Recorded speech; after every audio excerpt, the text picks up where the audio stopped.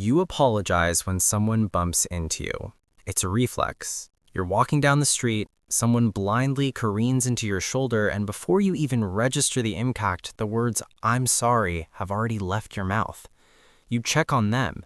You absorb the awkwardness so they don't have to. And they keep walking. They don't look back. They don't acknowledge the collision, let alone the apology. And you are left standing there, rubbing your arm, feeling a very specific, quiet foolishness. It happens in bigger ways, too. You loan money to a friend who drives a nicer car than you, and when the payback date comes and goes, you feel guilty for asking about it. You listen to a partner vent for 3 hours about their workday, absorbing their stress, metabolizing their anxiety, and when you finally have a moment to speak about your own fear, they check their phone and say they're too tired to talk. You feel it in your chest, that heavy, hot stone of resentment. But you don't say anything. You swallow it. You convince yourself that being the bigger person means being the invisible person. You tell yourself they're just going through a hard time. But deep down, there is a brutal realization scratching at the back of your mind. This isn't an accident. This is a pattern, and you are the common denominator. The cost of living like this isn't just exhaustion, though God knows you are tired. The real cost is the erosion of your reality. When you allow people to take from you without limit, you start to believe that your value lies only in what you can provide. You become a resource, not a person, a charging station for other people's egos, a dumping ground for their unprocessed emotions. You start to look at your phone with dread because every notification feels like a demand you aren't allowed to refuse. Maybe this is you. Maybe it's someone you love who you've watched slowly disappear into the service of people who wouldn't cross the street to help them. It creates a terrifying cynicism. You start to suspect that everyone is a parasite, that human nature is inherently selfish. But that's not true. Not everyone is taking advantage of you, but a specific type of person is. And until you understand the mechanism of why they target you, and more importantly, why you let them, you will keep opening the door to the same ghosts, just wearing different faces. We need to look at the machinery of this dynamic, not to blame you, but to stop the bleeding. The psychological engine driving this dynamic is something called the false consensus effect, but let's call it what it feels like, the projection of conscience.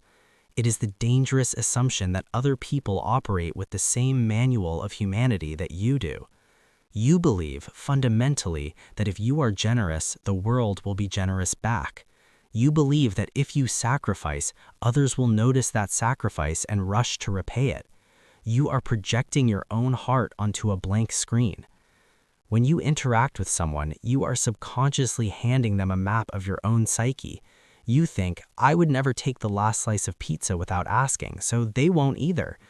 I would never leave someone on red for 3 days after they poured their heart out, so they must be busy.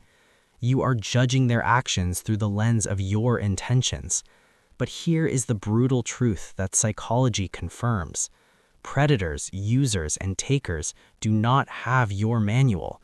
They don't see your kindness as a contract of reciprocity. They see it as a lack of defense. Think of it like a door. To you, an open door is a gesture of hospitality. It says, "Come in, you are welcome here."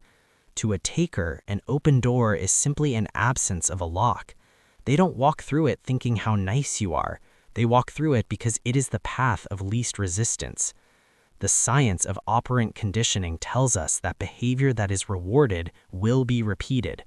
Every time you clean up a mess you didn't make, every time you accept an apology that doesn't come with changed behavior, you are not being kind. You are reinforcing the very thing that is destroying you. You are teaching them exactly how to treat you. You are reinforcing the very thing that is destroying you. There are 4 distinct ways this shows up. You need to recognize them because they don't always look like malice. Sometimes they look like love. The first type is the bulldozer. This is the most obvious but also the hardest to stop once it gains momentum. The bulldozer operates on entitlement. They don't ask, they announce. They borrow your clothes without checking. They change the restaurant reservation to the place they like without consulting you. They dominate the conversation, interrupting your sentences to finish their own thoughts. Picture a dinner where you haven't taken a bite in 20 minutes because they haven't stopped talking about themselves. The psychology here is dominance and a lack of empathy, but the wound they exploit in you is your fear of being difficult. You have likely been conditioned to believe that having needs makes you high maintenance. The bulldozer senses this. They know that if they push just hard enough, you will fold because you value harmony more than you value your own voice. You shrink so they can expand. You tell yourself you're being easygoing, but really you're being erased. Then there is a quieter, more insidious version, the crisis merchant. This person isn't aggressive, they are a disaster. Their life is a perpetual sequence of emergencies that only you can solve.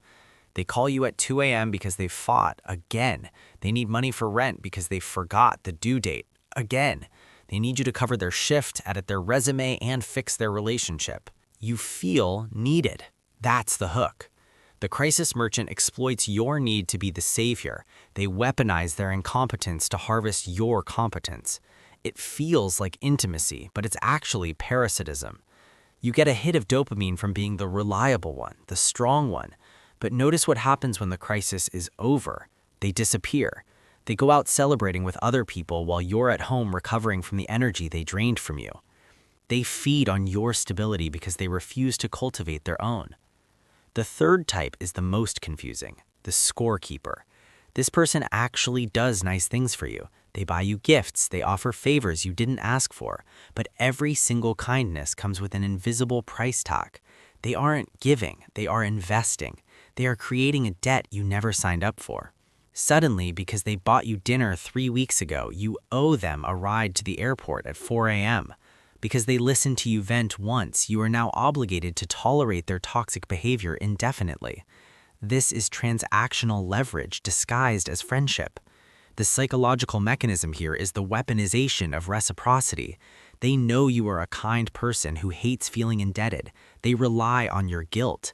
They overload you with unasked-for generosity so that when they make their move to take advantage of you, you feel too guilty to say no. You feel trapped in a ledger where you are always in the red. Finally, there is the chameleon. This is the most dangerous type because they mirror you. In the beginning, they seem to value exactly what you value. They love your kindness. They praise your empathy. They tell you, I've never met anyone as understanding as you. They lower your defenses by mimicking your own goodness. But once they are in, the mask slips. The empathy they praised becomes the thing they exploit. They use your understanding nature to excuse their bad behavior. I knew you'd understand why I couldn't make it, they say after standing you up. You're so forgiving, they say after betraying your trust. The chameleon exploits your identity. They know you pride yourself on being a good person, so they frame your compliance as proof of your goodness. If you set a boundary, they accuse you of changing. You used to be so nice, they'll say, and that accusation hits you in the center of your insecurity, causing you to drop the boundary just to prove you're still good. We have to reframe what is happening here. For years, you have likely told yourself that you were just too nice. You've worn that label with a mix of pride and frustration, but we need to look at the shadow of that niceness. Real kindness is voluntary. What you are doing is often not voluntary. It is a survival response. It is a fawn response. Somewhere along the line, you learned that to be safe, you had to be useful. You learned that if you made yourself indispensable, you couldn't be abandoned. You learned that having boundaries was dangerous, that saying no resulted in loss of love. So when these people take advantage of you, they aren't just exploiting your kindness, they are exploiting your fear. They are exploiting the part of you that believes you have to pay rent just to exist in someone's life. The shift happens when you realize that boundaries are not punishments.